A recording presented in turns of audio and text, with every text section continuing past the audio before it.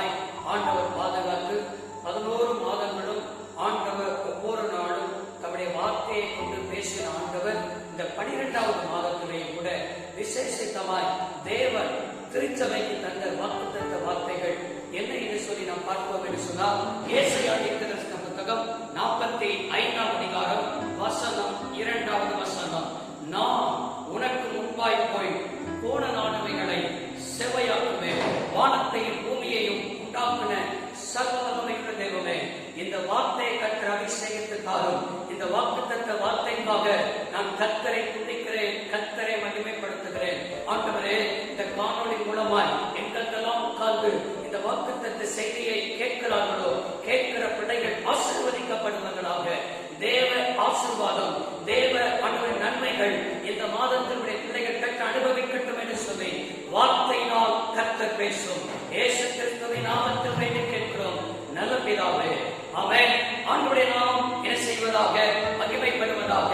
இந்த மாதத்திலும் கூட ஆண்டவர் ஏசாயா தீர்க்கதரிசன புத்தகம் 45ஆம் அதிகாரம் 2வது வசனத்தை தான் ஆண்டவர் திருச்சபைக்கு இந்த காணொளி மூலமாய் பார்க்கிற நமக்கு ஆண்டவர் பேசுகிற வார்த்தை என்ன என்று சொன்னால், நான் உனக்கு முன்பாக செய்வேன், கடந்து செல்வேன். நான் உனக்கு முன்பாக போகிறது மாத்திரமல்ல, கோணலானவைகளை சபையாக்குவேன் என்று ஆண்டவர் என்ன செய்து கொண்டிருக்கிறார், பேசிக் கொண்டிருக்கிறார். நம்முடைய வாழ்க்கையில் என்னென்ன காரியங்கள், கோணலான காரியங்கள் காணப்படுகிறதோ, கோணலான காரியங்களில் எந்தெந்த காரியங்கள் எல்லாம் அல்லேலூயா நம்முடைய வாழ்க்கையில் ஒவ்வொரு அனுபவங்களும் இருக்கிறதோ, அதையெல்லாம் ஆண்டவர் இந்த மாதத்தில் சபையாக்குவதற்காக முன்பாக கடந்து செல்கிறவராய் என்ன செய்கிறார், இருக்கிறார். எனக்கு அருமையான கர்த்தருடைய பிள்ளைகளே, நாங்கள் ஒரு நாள் ஒரு ஊழிய பாதைக்கு என்ன செய்திருந்தோம், கடந்து சென்றிருந்தோம். அந்த பாதையை நாங்கள் எதிர்பாராத விதமாக என்ன செய்வது என்று சொன்னால், கோணலான பாதை தான். ஆனால் எப்படிப்பட்ட பாதையாக இருந்தது என்று சொன்னால்,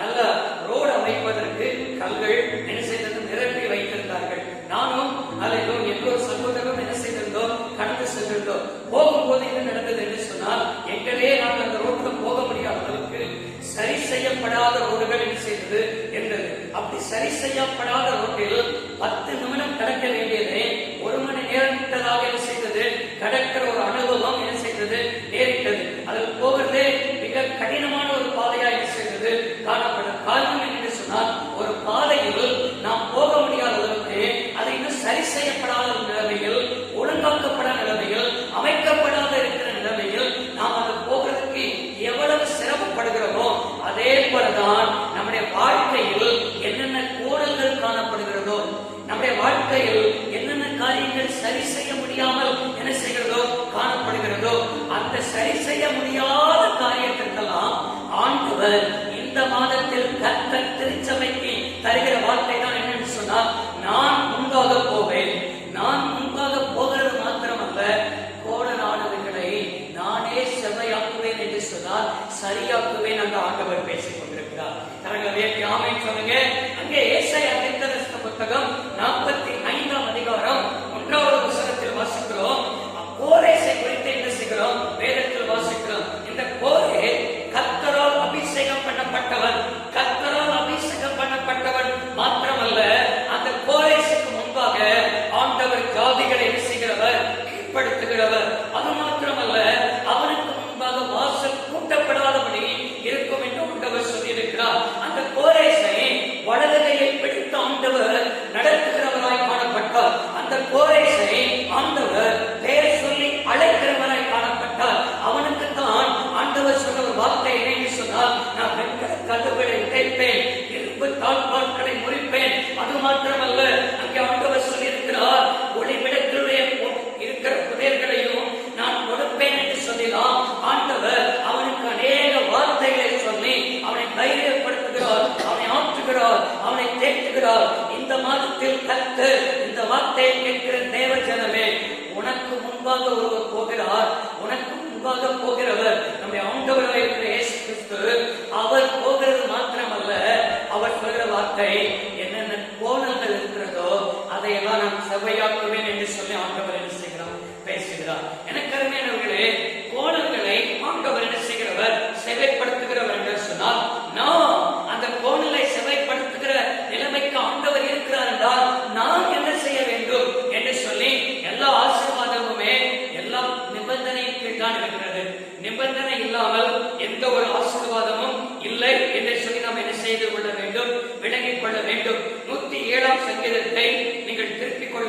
சொன்னால் 107ஆம் சங்கீதம் 6வது வசனமும் 7வது வசனத்தையும் வாசித்து பார்ப்பேன் என்று சொன்னால், தங்கள் ஆபத்து நாளில் கர்த்தரை நோக்கி கூப்பிட்டார்கள், அவர்கள் இக்கட்டிலிருந்து அவர்களை ஆண்டவர் விடுவித்தார். தாவரைக்கும் ஊருக்கு போய் சேர அவர்களுக்கு செவையான வழியிலே நடத்தினார். ஆமென். எனக்கு அருமையான கர்த்தருடைய பிள்ளைகளே, நம்முடைய வாழ்க்கையில் இந்த மாதம் என்னென்ன கோணங்கள் சரியாக்கப்பட வேண்டும் என்று சொன்னால், அங்கே சொல்லப்பட்டிருக்கிறது, அவர்கள் தாவரைக்கு ஊருக்கு செல்வதற்கு செவையான பாதையில், சரியான பாதையில் அவர்கள் நடத்துவதற்கு ஆபத்து நாட்களில் கர்த்தரை நோக்கி என்ன செய்தார்கள்? கூப்பிட்டார்கள் என்று செய்யப்பட்டிருக்கிறது, எழுதப்பட்டிருக்கிறது. உங்களுடைய வாழ்க்கையில் நீங்கள் செய்ய வேண்டியதெல்லாம் கர்த்தரை நோக்கி பார்க்கிறவர்களாக என்ன செய்ய வேண்டும்? காணப்பட வேண்டும். எந்த மனிதன் கர்த்தரை நோக்கி பார்க்கிறானோ அவர்கள் அவரை நோக்கி பார்த்தார்கள். அவருடைய முகங்கள் என்ன செய்யவில்லை? வெட்கப்பட்டு போகவில்லை, பிரகாசம் அடைந்தது என்று என்ன செய்கிறோம்? வேதத்தில் வாசிக்கிறோம். எனக்கு அருமையான கர்த்தருடைய பிள்ளைகளே, நீங்கள் நடக்க வேண்டிய பாதைகள், நீங்கள் போக வேண்டிய பாதைகள், உங்களுக்கு எது வழி என்பதை ஆண்டவர் காட்ட வேண்டும் என்று சொன்னால், நீங்கள் செய்ய வேண்டியதெல்லாம் ஆண்டவரை பார்க்கிறவராக, அவரை நோக்கி பார்க்கிறவராக, அவரையே முன்பாக நிறுத்துகிறவராக உங்களுடைய அனுபவங்கள் காணப்பட வேண்டும். அன்றைக்கு மோசே நாட்களில் வனாந்தரத்தில் இஸ்ரவேல் ஜனங்கள் கோபமூட்டும் பொழுது என்ன செய்தார் என்று சொன்னால், இஸ்ரவேல் ஜனங்களை ஆண்டவர் கொள்ளிவாய் சர்ப்பத்திற்கு ஆண்டவர் என்ன செய்தார்? அனுமதிக்கிறவராய் காணப்பட்டார். அந்த கொள்ளிவாய் சர்ப்பம் எந்த மனிதனெல்லாம் கடித்ததோ அந்த மனிதனெல்லாம் அந்த இடத்தில் வனாந்தரத்தில் செத்து மனிதர்களாய் காணப்பட்டார்கள். மனம் திரும்பி மோசே இடத்தில் வரும் பொழுது மோசே தேவ சமூகத்தில் நிற்கிறார். ஆண்டவர் என்ன செய்கிறார் என்று சொன்னால், மோசேக்கு ஒரு ஆலோசனை கொடுக்கிறார். நீ ஒரு கொள்ளிவாய் சர்ப்பத்தை உண்டு பண்ணி அது கம்பத்தின் மேல் நிறுத்தி வை. அந்த கொள்ளிவாய் சர்ப்பத்தை எந்த மனுஷன் நோக்கி பார்க்கிறானோ அவன் பிழைப்பான் என்று சொல்லி ஆண்டவர் மோசே இடத்தில் சொன்னார். மோசே ஜனங்களிடத்தில் சொல்லி அதே போல் வனாந்தரத்தில் என்ன செய்தது? கம்பத்தில் கொள்ளிவாய் சர்ப்பம் வனாந்தரத்தில் உயர்த்தப்பட்டது. இந்த கொள்ளிவாய் சர்ப்பம் கடிக்கும் போதெல்லாம் எந்த மனுஷன் அதை நோக்கி பார்க்கிறானோ அவன் பிழைக்கிறவனாய் என்ன செய்தான்? காணப்பட்டான். அதே போல 2000 ஆண்டுகளுக்கு முன்பாக நாம் ஆராதிக்கிற இயேசு கிறிஸ்து என்ன செய்தார் என்று சொன்னால், கொல்கொதா மலையில் என்ன செய்தார்? உயர்த்தப்பட்டார். அந்த மனுஷனை, அதாவது இயேசு கிறிஸ்துவை, அந்த கொல்கொதா மலையை எவன் நோக்கி பார்க்கிறானோ அவனுடைய வாழ்க்கை ஆண்டவர் விளக்கெடுத்து பண்ணுகிறவராய் இருக்கிறார். செவ்வையான பாதையை செய்கிறவர் காக்கிறவராய் காணப்படுகிறார். யோவான் எழுதின சுவிசேஷ புத்தகம் 3ஆம் அதிகாரத்தை நீங்கள் திருப்பிக் கொள்வீர்கள் என்று சொன்னால், 3ஆம் அதிகாரம் வசனம் 14, சர்ப்பமானது மோசையினால் வனாந்தரத்தில் உயர்த்தப்பட்டது போல மனுஷகுமாரனும் தன்னை விசுவாசிக்கிறவன் எவனோ அவன் கெட்டுப் போகாமல் நித்திய ஜீவனை அடையும்படிக்கு உயர்த்தப்பட வேண்டும். எவன் இயேசுவை விசுவாசிக்கிறானோ அவன் கெட்டுப் போகாமல் நித்திய ஜீவன் அடையும்படி இயேசு கிறிஸ்து உயர்த்தப்பட்டார். இன்றைக்கும் உயர்த்தப்பட்ட ஆண்டவரை உங்களுடைய கண்கள் பார்க்கும் பொழுது, அவரை உங்கள் கண்களுக்கு முன்பாக வைக்கும் பொழுது, அவரை நோக்கி பார்க்கும் பொழுது, நிச்சயமாய் நான் சொல்கிறேன், இந்த மாதத்தில் போன நானவைகளை கர்த்தர் சுவையாக்குகிறவராய் இருக்கிறார். நீங்கள் எப்பொழுதுமே இன்றைக்கு கஷ்டங்கள் வரும் பொழுது, ஆபத்துகள் வரும் பொழுது, போராட்டங்கள் வரும் பொழுது மனிதரிடத்தில் போகாதீர்கள். ஏதோ சொந்த பந்தங்கள் இல்லை என்று சொன்னால் இவரிடத்தில் போன இதை சரியாக்கிடுவார் என்று சொல்லி மனிதர்கள் நம்பி போகாதீர்கள். ஆண்டவர் சொன்னார், நான் சில சுவாசம் உள்ள மனிதனை நம்புவதற்கு எம்மாத்திரம் என்று சொல்லியிருக்கிறார். எத்தனையோ மனிதர்களை நம்பி நம்பி நாம் மோசம் போயிருக்கிறோம். இன்றைக்கு கர்த்தரை நம்பி பாருங்கள், அவரை நோக்கி பாருங்கள் என்றுதான் ஆண்டவர் செய்து கொண்டிருக்கிறார். உங்களை நோக்கி ஆண்டவர் பேசிக் கொண்டிருக்கிறார். இரண்டாவது, நம்முடைய வாழ்க்கையில் கோடனானவைகள் சபையாக்குகிறதற்கு ஆண்டவர் நம்மளோடு கூட என்ன செய்கிறார்? பேசவராயக்கமாய் இருக்கிறார். நீதிமொழிகள் 3ஆம் அதிகாரத்தை திருப்பிக் கொள்வோம் என்று சொன்னால், நீதிமொழிகள் 3ஆம் அதிகாரம், உன் வழியெல்லாம் அவரை நினைத்துக்கொள், அப்பொழுது அவர் உன் பாதைகளை செய்வார், சபையாக்குவார். உன் வழிகளெல்லாம் அவரை நினைத்துக்கொள், அப்பொழுது உன் பாதை என்ன செய்வார்? செவ்வையாக்குவார் என்று என்ன செய்திருக்கிறார்? எழுதப்பட்டிருக்கிறது.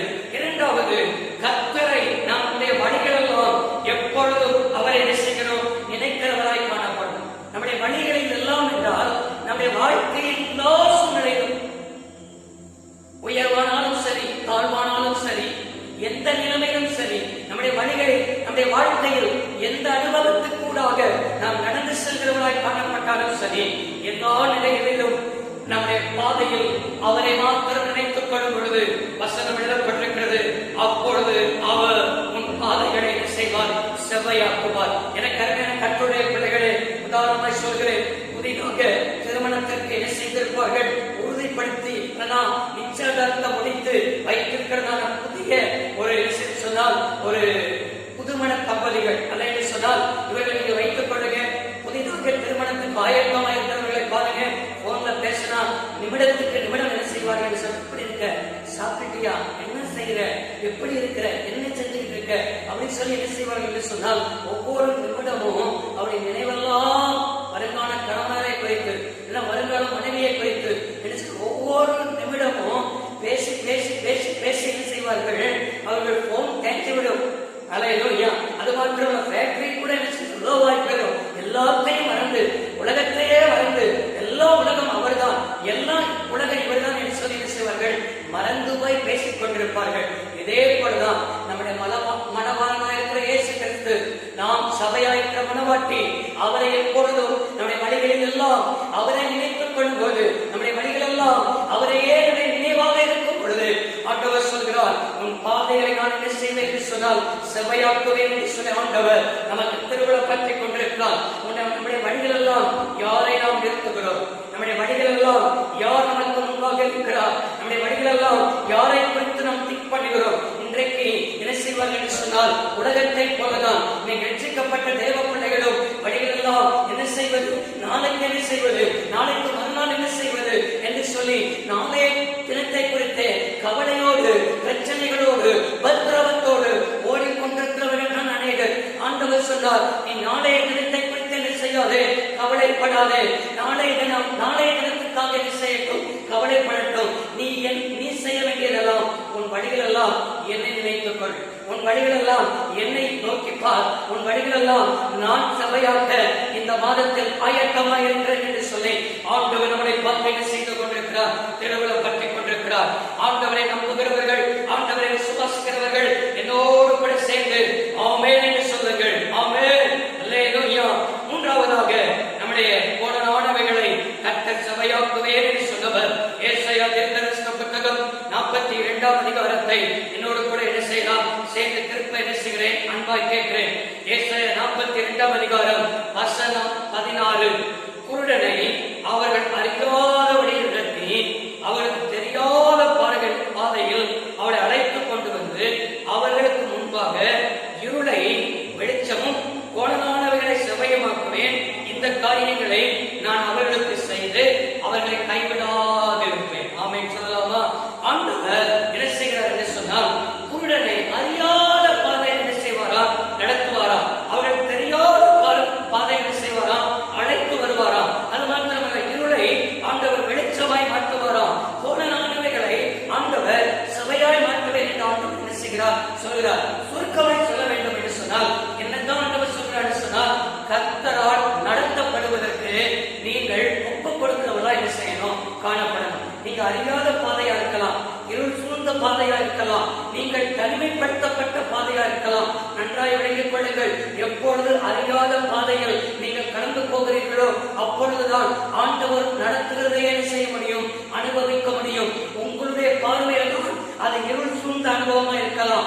உங்களுடைய மூளை அறிவுல தான், ஐயோ இந்த பாதை எனக்கு தெரியாதே, இந்த அறிமுகமானவர்கள் இல்லையே, இந்த தொழில் எனக்கு புதுசா இருக்கிறது என்று சொல்லி என்ன செய்வோம், நமக்கு நம்முடைய மூளை அறிவுல தான் நம்ம என்ன செய்வோம், பார்ப்போமே தவிர ஆண்டவர் சொல்கிறார், நீ அறியாத பாதையில தான் நடத்துவேன். அது மாத்திரமல்ல, இருளை தான் என்ன செய்வேன், வெளிச்சமாய் மாற்றுவேன். அது மாத்திரமல்ல, கோணலானவைகள் தான் என்ன செய்வேன், செவ்வையாய் மாற்றுவேன். செவ்வையாய் மாற்றுகிறது மாத்திரமல்ல, இந்த காரியங்களை நான் அவர்களுக்கு செய்து அவர்களை கைவிடாது இருப்பேன் என்று ஆண்டவர் சொல்லுகிறார். நீங்கள் போகிற பாதையில் நீங்கள் அறியாத பாதையா இருக்கலாம், தெரியாத பாதையா இருக்கலாம், இருள் சூழ்ந்த பாதையா இருக்கலாம். ஆனால் ஆண்டவர் ஒரு வாக்கு கொடுக்கிறார். என்ன வாக்கு கொடுக்கிறார் என்று சொன்னால், நீங்க போற பாதையில் நான் கைவிட மாட்டேன் என்று ஆண்டவர் வாக்கு கொடுக்கிறார். கரங்களை உயர்த்தி ஆமென் சொல்லுங்க. அல்லேலூயா. நீங்க பாருங்க, இயேசு கிறிஸ்துவின் 12 சீசன்களிலேயே ஒரே ஒரு சீசன் மாத்திரம்தான் இயற்கையாக மரணத்தை செய்தான், ருசி பார்த்தார். அவன் யார் என்று சொன்னால் அப்போஸ்தலனாகிய யோவான். அவன் அவனை எத்தனையோ முறை சதி நாசமோசங்களை செய்து கொலை செய்வதற்கு எத்தனையோ மனிதர்கள் எழுப்பினார்கள். என்ன செய்தாலும் அவனை என்ன செய்ய முடியவில்லை. அவனை என்ன செய்யவில்லை, மரணத்துக்கு ஏதுவாக கொலை செய்ய முடியவில்லை. கடைசியில் ஒரு தந்திரம் செய்தார்கள். பத்ம தீவு, ஆள் இல்லாத தீவு, ஆள் நடமாட்டம் இல்லாத தீவு, யாரும் இல்லாத ஒரு தீவு. அந்த தீவில கொண்டு போய் போட்டா இவன் என்ன செஞ்சுவான், செத்து போவான் அப்படின்னு சொல்லி பத்ம தீவில் நாடு கடத்தினார்கள். நல்லா பாருங்க, எப்பொழுது அறியாத பாதையில், தெரியாத பாதையில் ஆண்டவர் நம்ம நடத்துகிறாரோ அப்பொழுது கர்த்தர் அந்த தரிசனத்துக்கு நேராய், ஆண்டவர் வெளிப்பாட்டுக்கு நேராய், நம்மளை வைத்திருக்கிற திட்டத்துக்கு நேராய் கர்த்தர் நடத்துவார் என்பதை செய்யுங்கள், நினைத்துக் கொள்ளுங்கள். அந்த பத்ம தீவு யோவானுக்கு தெரியாது.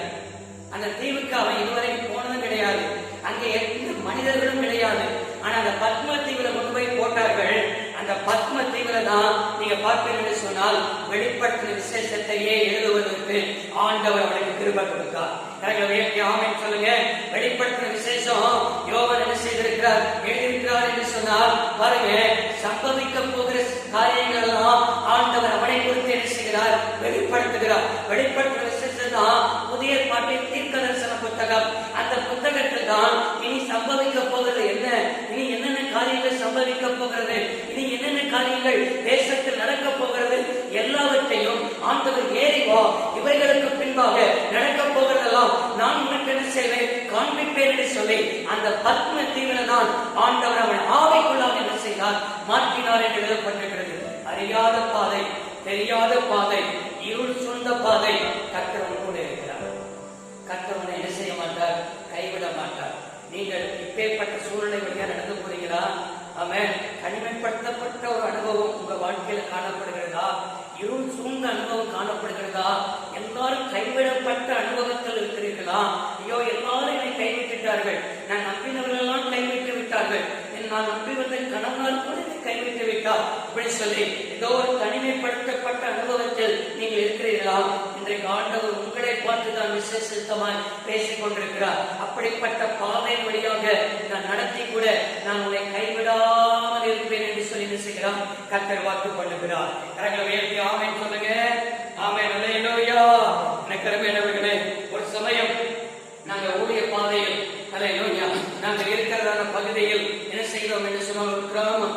அந்த கிராமத்துக்கு நாங்கள் ஊழியத்துக்கு கடந்து சென்றிருந்தோம். அந்த ஊழியத்துக்கு கடந்து சென்றிருக்கும் பொழுது அந்த ஊழியத்தில் ஒரு பெரிய எதிர்ப்பு. அந்த ஊழியத்துல நாங்க ஞாயிற்றுக்கிழமை என்ன செய்வோம், ஈவினிங் டைம்ல போய் அங்க என்ன செய்வோம், விசேஷத்தை பிரேயர் ஒரு பெரிய கூட்டம் நடத்த போவோம். போன அந்த கிராமத்துல எல்லாரும் அந்த ஜெபத்தில் வந்து என்ன செய்வார்கள், கலந்து கொள்வார்கள். கலந்து கொள்ளும் பொழுது அந்த ஊர்ல எல்லாரும் அநேகர் இந்த ஜெபத்துக்கு வந்தது மட்டும் அந்த ஊரோட தலைவர்கள் எல்லாம் நினைத்தார்கள், ஐயோ எல்லாரும் இவர்கள் பக்கத்தில் என்ன செய்து விட்டார்கள், போய்விட்டார்கள், போன அந்த ஊரை நம்ம நடத்த முடியாது, நம்ம சொல்ல யாரும் கேட்க மாட்டார்கள், இனிமேல் இவர்களை இந்த ஊருக்குள்ள என்ன செய்யக்கூடாது, வரவிடக் கூடாது என்று சொல்லி எங்களுக்கு விரோதமாக எழுப்பி வந்து அந்த கூட்டத்தை நடத்த முடியாத அளவுக்கு பல தடைகள் செய்தார்கள். கூட்டம் முடிந்த உடனே அந்த ஊரில் முக்கியமானவர்கள் எங்களை கூப்பிட்டு எச்சரித்தார்கள், அடுத்த வாரம் இந்த ஊருக்கு நீங்க என்ன செய்யக்கூடாது, வரக்கூடாது, மீறி வந்தா அவருடைய கால்களை என்ன செய்வோம், எடுத்து விடுவோம். இப்படியெல்லாம் பல முறைகள் என்ன செய்தார்கள், மிரட்டினார்கள். அவருடைய மிரட்டுதலுக்கெல்லாம் நாங்கள் பயப்படவில்லை, சரி என்று சொன்னோம். அடுத்த ஞாயிற்றுக்கிழமை என்ன செய்தது, வந்தது. அதே போல அடுத்த ஞாயிற்றுக்கிழமை அந்த ஊருக்குள்ள போனோம். ஊருக்குள்ள போன உடனே ஒரே பதட்டம். எங்களை பார்த்த உடனே என்ன செய்து விட்டார்கள், இவனை இந்த ஊருக்குள் வரவிடக்கூடாதுன்னு சொல்லி வரக்கூடாதெல்லாம் சொல்லி அனுப்பினோம். எப்படி இந்த ஊருக்குள்ள வந்தான் என்று சொல்லி நாங்க அந்த வீட்டுல போய் அதே இடத்துல போய் என்ன செய்தோம், கூட்டம் நடத்தினோம். கூட்டம் நடத்தும் போது எங்கள் மேல் உள்ள கோபத்தில் என்ன செய்தார்கள் என்றால் இன்னொரு நபரை போட்டு அடிக்கிறார்கள், போட்டு அடி விழுத்துக் கொண்டிருக்கிறார்கள். இதெல்லாம் நாங்கள் பார்க்கிறோம். என்ன செய்தார்கள், என்ன நினைத்தார்கள் என்று சொன்னால், இப்போ எப்படியாவது நம்ம பேச்சை கேட்காம இவன் இந்த ஊருக்குள்ள வந்து இயேசுவை பற்றி என்ன செய்கிறான், அறிவிக்கிறான். இவன் இந்த பாதை வழியாக தான் வரணும். இந்த பாதை வழியாக வரும்போது மறைத்து இவனை எப்படியாவது என்ன செஞ்சிடணும், அடித்து விடணும்னு சொல்லி என்ன செய்தார்கள், ஆயத்தமாய் அவர்கள் அந்த ஊருக்கு அவுக்குள்ள போய் என்ன செய்தார்கள், நின்றார்கள். ஆனால் ஆவியானவர் அழகாய் சொன்னார், நீ மகனே, நீ வந்த வழியில என்ன செய்யாதே, இந்த வாரம் போகாம நீ வேற வழியா போன்னு சொல்லி பாதை ஆவியானவர் என்ன செய்தார், மாற்றி அமைத்தார். அதே போல என்ன செய்தோம்னு சொன்னால் கூட்டம் முடிந்தது. எப்போதும் வர்ற வழியில போகாம நாங்க என்ன செஞ்சிட்டோம்னு சொன்னா ஆவியானவரை நடத்துதல் வந்தவுடனே பாதை என்ன செஞ்சிட்டோம், செஞ்சிட்டோம், கிட்டத்தட்ட ஒரு 4 கிலோமீட்டர் சுத்தணும், அவ்வளவுதான். 4 கிலோமீட்டர் சுத்தி என்ன செஞ்சிட்டோம், பாதை வேற வழியா என்ன செஞ்சிட்டோம், மாத்தி வந்துட்டோம். அடுத்து நாங்க வீட்டுக்கு வந்த பிறகு அந்த ஊர்ல உள்ளவங்க போன் பண்ணி விசாரிச்சோம். அவர்கள் கேட்கும் போது சொன்னாங்க, நீங்க எப்போதும் வர்ற பாதையெல்லாம் போய் வருவாருன்னு சொல்லி ஒரு கூட்டமே உங்களை மறைத்து இன்னைக்கு எப்படியாவது அடிக்கணும்னு சொல்லி நின்றுகிட்டு இருந்தாங்க. ஆனா நீங்க பாதை மாற்றி போனோன்னு அவங்களுக்கு ஒன்றுமே என்ன செய்யல, விளங்கல, என்ன செய்வதுன்னே தெரியல அப்படின்னு சொல்லி திக்கு திணறி போனார்கள் என்று சொன்னார்கள். எனக்கு அருமையானவர்களே, ஆண்டவரை நடத்துதல் மாத்திரம் இருக்கும் என்றால் நம்ம மேல எந்த மனிதனும் என்ன செய்ய முடியாது, கரம் வைக்க முடியாது. நாட்கள் சென்றது, காலங்கள் சென்றது, நம்மளை எந்த மனிதன் அடிக்க வேண்டும், நொறுக்க வேண்டும் என்று சொன்னானோ அவனையே கர்த்தர் என்ன செய்தார், அந்த ஊரை விட்டே காலி செய்வதற்கு கர்த்தர் கிருபை தந்தார். இன்றைக்கும் அந்த இடத்தில் சுவிசேஷ வாசலை கர்த்தர் திறந்து தந்திருக்கிறார். எந்த மனிதன் அல்லேலூயா ஆபத்தை நடத்துதலுக்கு கீழ்ப்படுகிறானோ கர்த்தர் அவனை பயன்படுத்த என்ன செய்கிறார், ஆயத்தமா இருக்கிறார். கரங்களை உயர்த்தி ஆமென் சொல்லுங்க. ஆமென் அல்லேலூயா. 4வது ஒரு காரியமாய் ஏசாயா தீர்க்கதரிசன புத்தகம் 45ஆம் அதிகாரம் வசனம் 13 வாசிக்க கேட்கிறேன். நான் நீதியின் பாதையில் அவனை நடத்தினேன், அவன் வழிகளெல்லாம் என்ன செய்வேன், செவைப்படுத்துவேன். ஆமென்.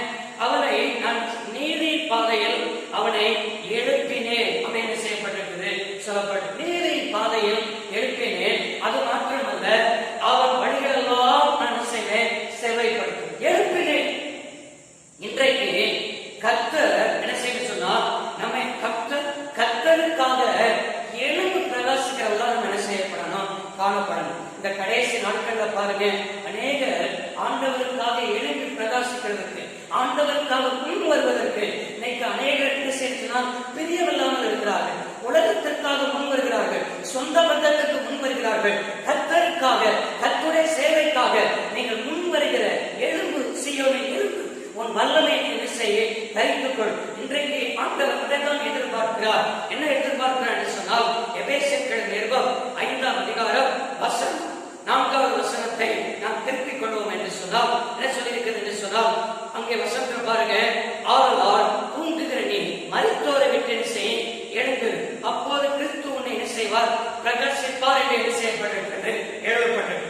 தூங்குகிற நீ மரித்தோரை விட்டு என்ன செய்ய, எழுந்து, அப்போது கிறிஸ்து என்ன செய்வார், பிரகாசிப்பார். இன்றைக்கு அநேக கிறிஸ்தவ வாழ்க்கையில் காலையில தூக்கம், மதியத்துல தூக்கம், நைட்ல தூக்கம், எப்பொழுதும் கனவுத்திரை நாவியே செயல்படுகிறது, செயல்படுகிறது. இந்த வார்த்தையை கேட்கிற தேவ பிள்ளையே, அதிகாலை ஜபம் உனக்கு இருக்கிறதா? யோசித்து பாருங்க. அன்றைக்கு தானியேல் அந்தி சந்தி மத்தியான வேலையில செய்யலானா, தியானம் பண்ணி முறையிட்டான். மத்தியான வேலையில ஜபம் இருக்குதா?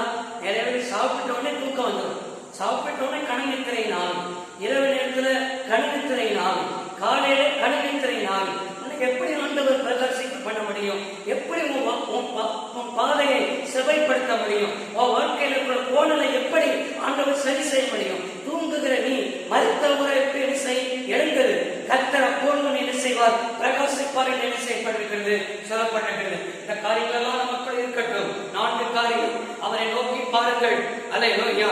உங்க வழிகளெல்லாம் நினைத்துக் கொள்ளுங்கள், அவரை நடத்துதற்கு உங்களை ஒப்புக்கொடுங்கள், கர்த்தருக்காக பிரகாசிக்கிறதுக்கு உங்களை அர்ப்பணியுங்கள். போனதான வழிகளை கர்த்தர் என்ன செய்வார், செவையாக்குவார். உங்களை பேர் சொல்லி அழைத்தவர் உங்களோடு கூட இருப்பார். உங்களுக்காக வெண்கல கதவுகளை உடைப்பார், இரும்பு தாழ்பால்களை முறிப்பார். உங்களுக்கு திறந்த வாசலை கர்த்தர் என்ன செய்திருக்கிறார், வைத்திருக்கிறார். கண்களை மூடுவோம், ஜெபிப்போம். வானத்தையும் பூமியையும் உண்டாக்கின சர்வ வல்லமையுள்ள தெய்வமே, எங்கள் அருமை இரட்சகரே, இந்த வார்த்தையை இந்த காணொளி மூலமாய் யார் யாரெல்லாம் எங்கெல்லாம் உட்கார்ந்து ஆண்டோடைய வார்த்தையை கேட்டார்களோ உடைய பிள்ளைகளை ஆசீர்வதிக்கப்பா.